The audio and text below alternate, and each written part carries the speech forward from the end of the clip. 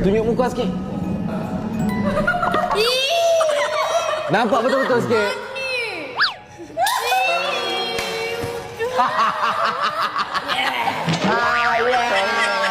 Paroker.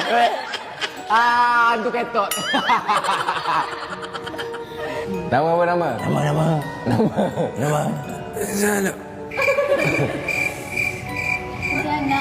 Ha? Salam. Pungi elok. Asal daripada mana ni? Cek molek aku tak apa mu kan. Hebat ya terpadu.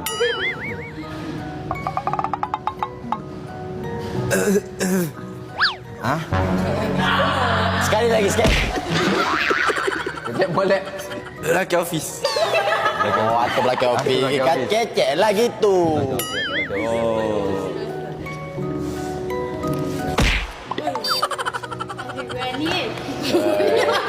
Berani.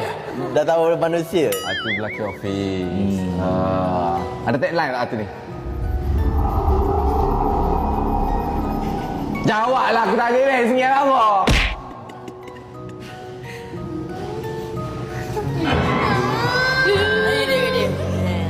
Dekat lagi. Boleh sentuh tak? Cium.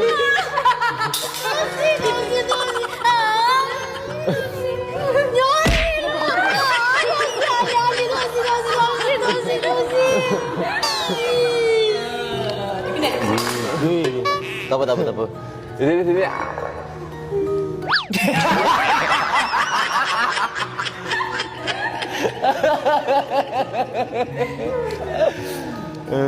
Okay. Buka sikit. Buka sikit. Ya. Okey. Tolong lah Atu ni. Okay, hantu ni berdasarkan hantu Pontianak kan? Betul tak? Po. Ha? Po. Okey. Pupuk tu apa? Po lah, Pontianak lah. Cuma short form. Po, okey Po. Soalnya Pontianak dikenal sebagai gelak dia kan. Kita macam ngilai dia kan. So kita nak dengar sikit boleh tak? Boleh.